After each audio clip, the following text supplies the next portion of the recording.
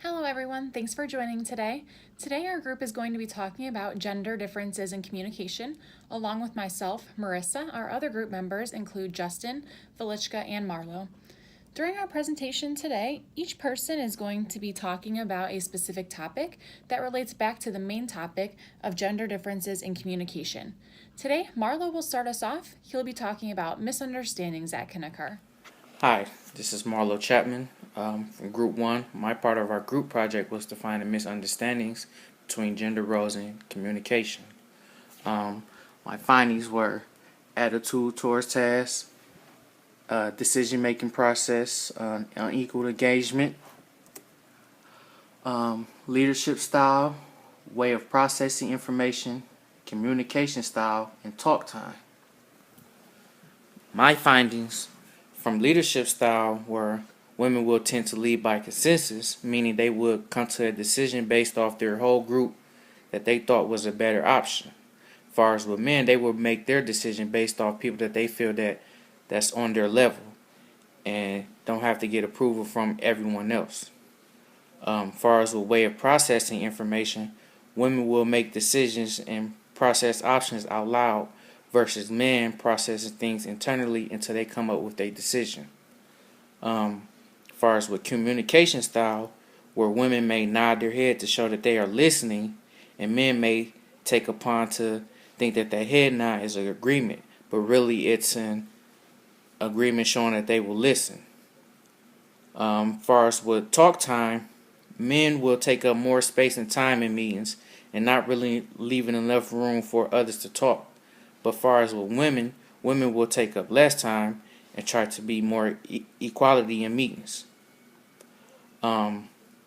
Attitude towards tasks, women will tend to be more relationship oriented and build relationships first to accomplish those tasks. But men, they tend to be more task oriented and go straight to their tasks without building relationships.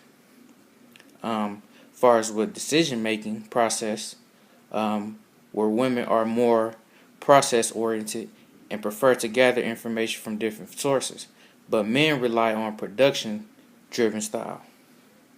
Far as with unequal engagement, where men will provide information and rarely seek information, but women will seek to understand and listen to others and then gather information.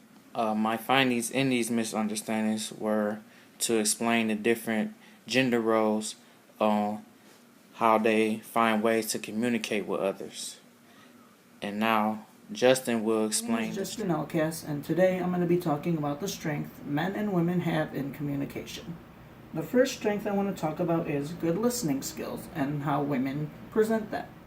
Whenever you're speaking to women, they're always paying attention, listening, never ask you to repeat yourself, and they always know what the conversation is about. That's why I think women have good listening skills. The next strength I'd like to talk about is their collaboration.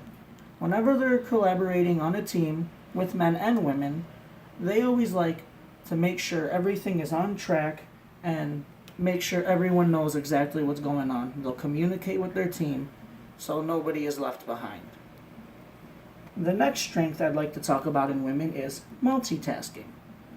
This kind of relates back to the last thing I said with collaborating, because they can also work on multiple projects at once or different tasks at once, and they know who they need to communicate to for which task, and they never mix either one up.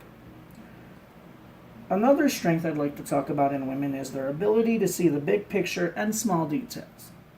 When working on a project, women will always see all the sides of the project, see what the big picture result needs to be, and then also focus on the small details. And they're really good at relaying this information to their fellow team members. This also goes towards my last strength for women, focus on results.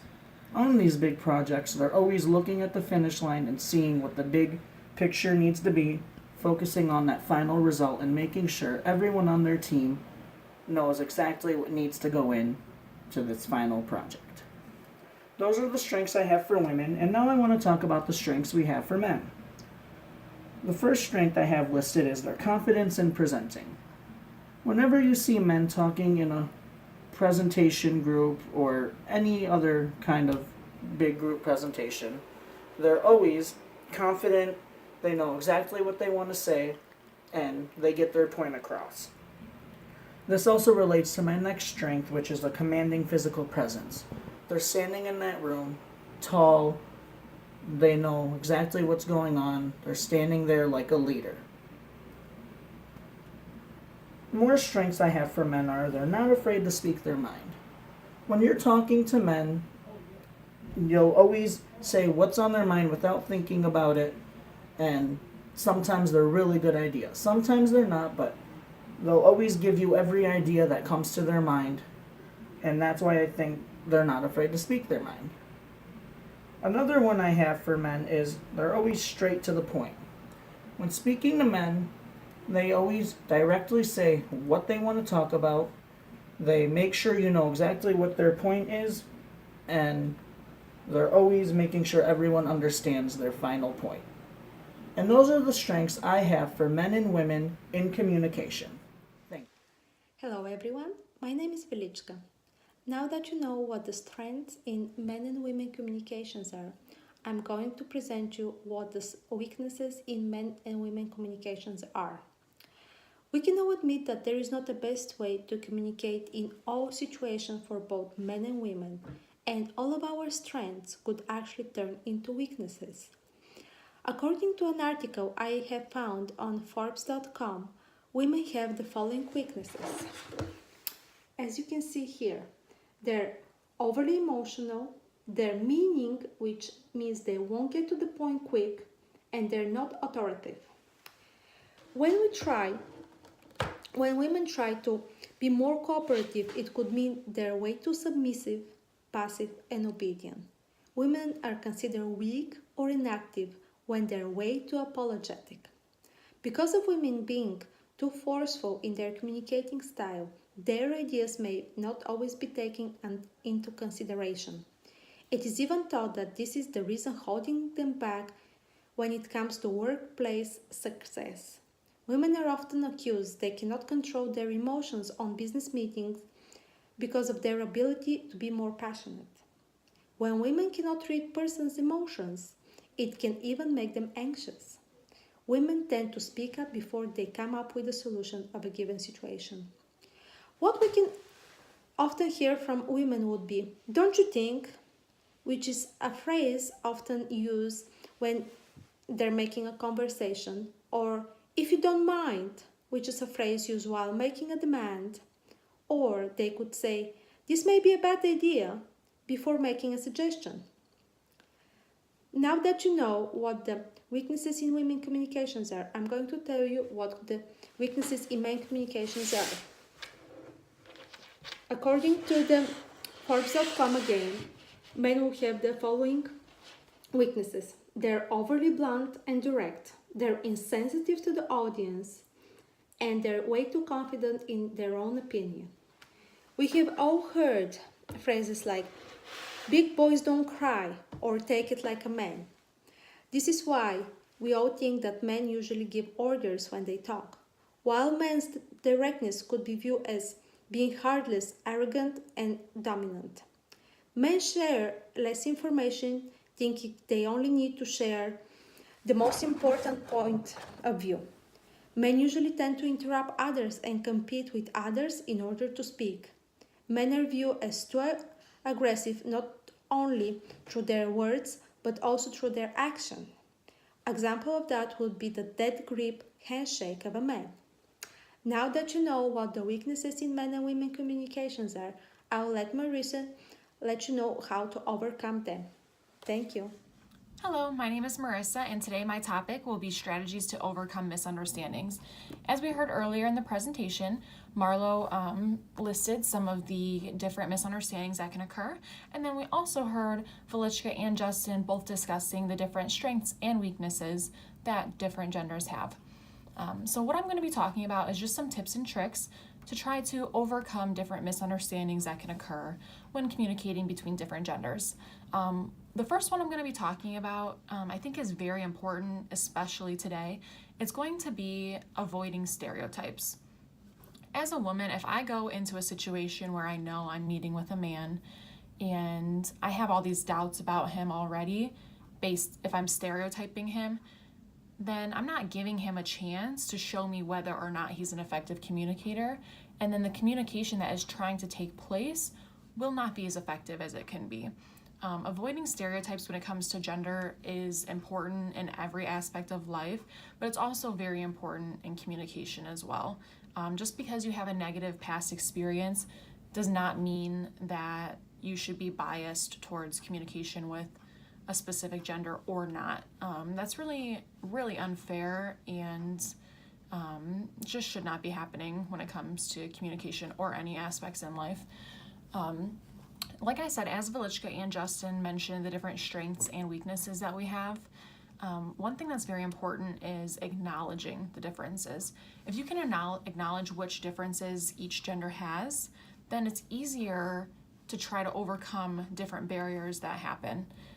Also, if we're all being open-minded to these differences, then we can go ahead and we can utilize what we want to out of the differences. We can utilize the different strengths that each gender has, and then we can make the weaknesses not be as overbearing in a situation. When we're all willing to work together and be open-minded, it's much easier to overcome these differences, especially when you can speak honestly about them with whoever you're trying to communicate with.